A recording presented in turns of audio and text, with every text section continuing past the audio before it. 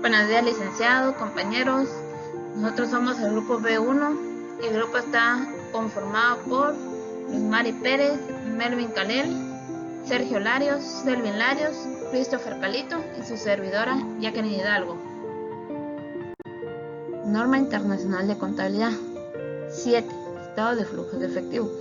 El objetivo de esta norma es requerir el suministro de información sobre los cambios históricos del efectivo y equivalentes al efectivo mediante un estado de flujo de efectivo, clasificando los flujos según procedan, ya sea actividades de operación, inversión o financiamiento. En el alcance establece que la entidad preparará un estado de flujo de efectivo de acuerdo a los requerimientos de esta norma y los presentará como parte integrante de sus estados financieros para cada periodo. Ahora, en los beneficios, cuando se usa un estado de flujo de efectivo juntamente con el resto de estados financieros, permite a los usuarios conocer los cambios sobre los activos netos y su estructura financiera, incluyendo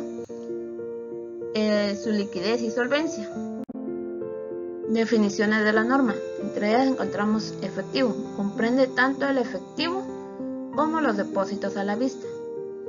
También está equivalentes al efectivo, que son inversiones a corto plazo de gran liquidez, convertibles fácilmente en un importe determinado de efectivo y que están sujetas a un riesgo poco significativo de cambios en su valor. Flujos de efectivo son las entradas y salidas de efectivo y equivalentes al efectivo. Actividades de operación son las que constituyen la principal fuente de ingresos de actividades ordinarias de una entidad, así como actividades que no pueden ser clasificadas como de inversión o de financiación.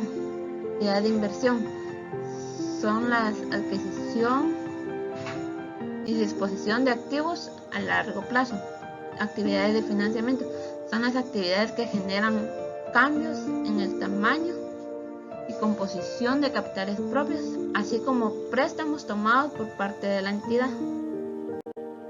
Buenos días, siguiendo con el tema de exposición, tenemos los efectivos y equivalentes al efectivo. Cuando hablamos en términos de efectivo, se hace referente a todos aquellos recursos disponibles con la que cuenta una entidad de forma inmediata, así como aquellos depósitos a la vista. El equivalente al efectivo son todas aquellas inversiones a corto plazo con gran liquidez. Las inversiones tienen como propósito el cumplimiento de los pagos a corto plazo de las entidades que obtienen durante un periodo. Sin embargo, esta norma hace referente a las inversiones financieras. Para ser clasificadas como efectivo y equivalentes al efectivo, deben ser convertibles fácilmente a una determinada cantidad de efectivo y que éstas deberán estar sujetas a un riesgo insignificante al cambio de su valor. Asimismo, hace referente a las inversiones en patrimonio, que éstas quedarán excluidas, por ejemplo, en el caso de las acciones preferentes que son adquiridas a un corto periodo de tiempo a su vencimiento. Presentación de un estado de flujo de efectivo.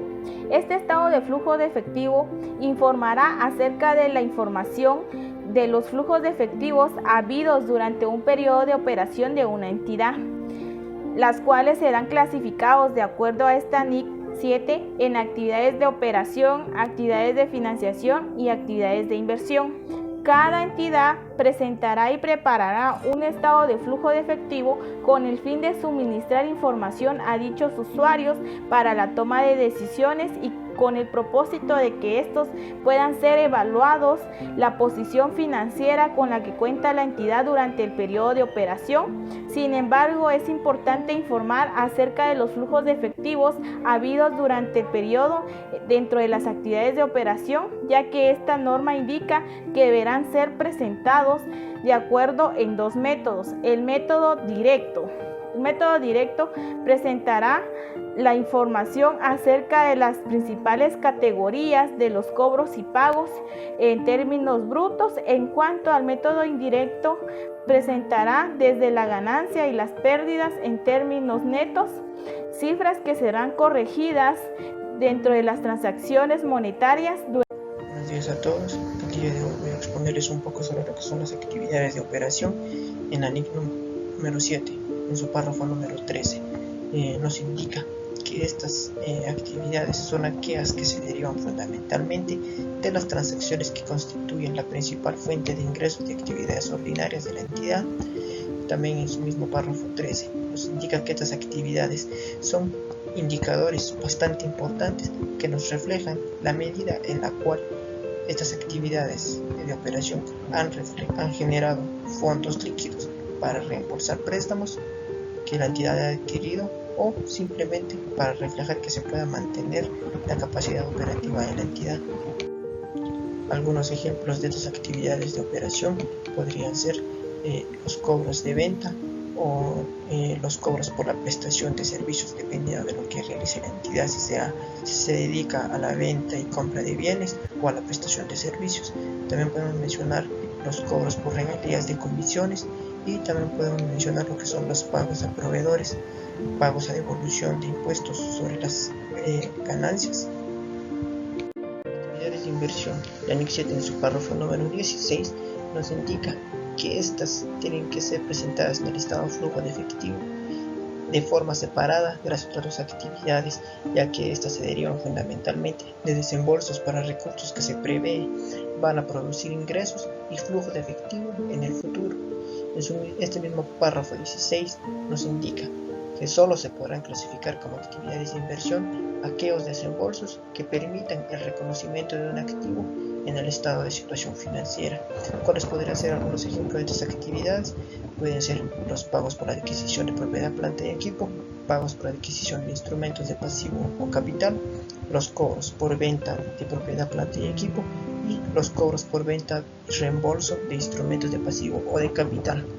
Como se dan cuenta, estos 4 ejemplos están cumpliendo la regla fundamental para que puedan ser actividades de inversión, que es que a la hora de que se realice estas actividades tienen que generar o tienen que permitir el reconocimiento de un activo en el estado de situación financiera. Finalmente, las actividades de financiación, el 7 siempre nos indica que estas deben de reflejarse de forma separada de las otras 2 actividades, ya que estas actividades presentan el flujo de recursos destinados a cubrir compromisos con quienes suministran el capital. ¿Cuáles podrían ser algunos ejemplos de estas actividades?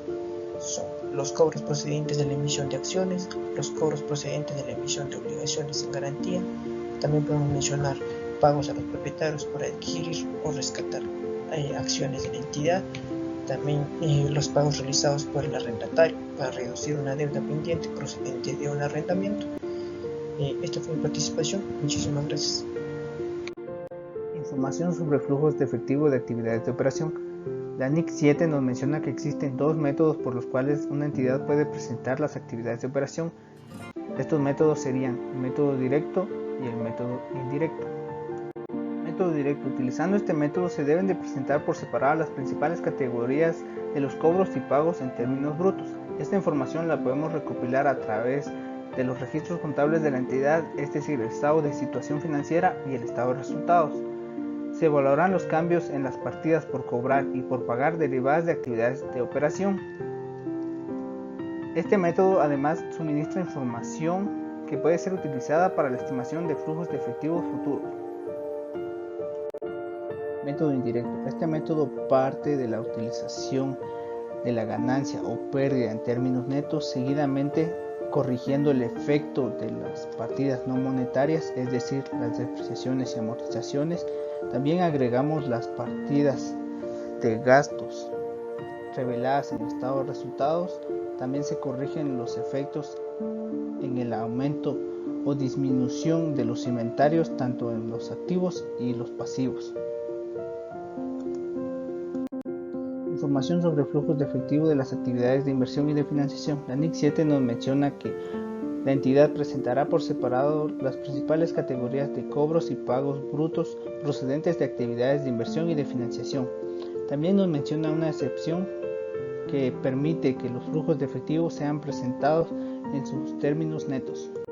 Información sobre flujos de efectivo en términos netos. Los flujos de efectivo procedentes de las siguientes actividades, tanto de operación como de inversión o de financiamiento, podrán presentarse en términos netos. Inciso A. Cobros y pagos por cuenta de clientes siempre y cuando los flujos de efectivo reflejen la actividad del cliente más que la correspondiente a la entidad. Como ejemplo que podemos mencionar sería los fondos de clientes que posee una entidad dedicada a la inversión financiera. Inciso B. Cobros y pagos procedentes de partidas en las que la rotación es elevada, los importes grandes y el vencimiento próximo. Como ejemplo de esto podemos mencionar lo que serían los saldos relativos a las tarjetas de crédito, también la compra y venta de las inversiones financieras. Buenos días, licenciado y compañeros.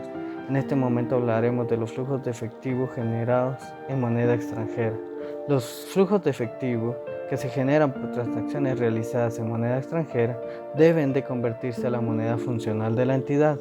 Esto se realizará utilizando como base el importe en moneda extranjera y aplicándole la tasa de cambio vigente al momento de la transacción. Para los flujos de efectivo que se generen en subsidiarias, se debe de utilizar, de acuerdo a la NIC 21, un promedio ponderado que se aproxime a la tasa efectiva del conjunto de las transacciones para realizar la contabilización de los flujos de efectivo. El monto de los intereses generados en el periodo deben de ser revelados en el estado de flujos de efectivo, tanto si han sido reconocidos como un gasto del mismo o han sido capitalizados. Usualmente, los intereses y los dividendos se contabilizan como flujos de efectivo generados por actividades de operación. Sin embargo, si se logra determinar el origen de estos flujos de efectivo, puede ser catalogado como flujos de efectivo generados por actividades de inversión o de financiación. El gasto acumulado por los impuestos a las ganancias es asociado a actividades de inversión, de financiación o de operación. Normalmente es ligado como un flujo de efectivo generado por actividades de operación. La norma también establece que si es posible identificar el origen de este flujo, puede ser catalogado como un flujo de efectivo por actividades de financiación o de inversión. También nos permite distribuir el importe dentro de las actividades mencionadas, pero se debe de realizar una mención por el importe total de dicho gasto. Las entidades que realicen inversiones en subsidiarias asociadas o bien que realicen negocios conjuntos deben de revelar dichas inversiones en el estado de flujo de efectivo utilizando el método del costo o bien el método de la participación. Deben de revelar también en el estado de flujo de efectivo los flujos realizados por actividades propias y los flujos generados por actividades con la participadora. También deberá de revelar las distribuciones de las ganancias y otros pagos y gastos que hayan realizado entre ellas. Muy buenos días, licenciado y compañeros. Continuando con la exposición, les hablaré al respecto de la sección de cambios en las participaciones de propiedad en subsidiarias y otros negocios de la NIC número 7. Esta sección de la norma será aplicada a las entidades que están presentando sus estados financieros y cuenten con inversiones en subsidiarias u otros negocios. Esta sección de la norma establece que los flujos de efectivo agregados procedentes de la obtención o pérdida de control en subsidiarias u otros negocios deberán presentar por separado y clasificarse como actividades de inversión. También establece que la entidad deberá revelar de forma agregada respecto a cada obtención o pérdida del control de la subsidiaria o del negocio, habido durante el periodo en los siguientes puntos: la contraprestación total pagada o recibida por la subsidiaria o negocio, asimismo también la porción de la contraprestación en efectivo o equivalente al efectivo. También establece que el importe de efectivo y equivalente al efectivo en las subsidiarias u otros negocios sobre los que se obtiene o pierde el control. Transacciones no monetarias.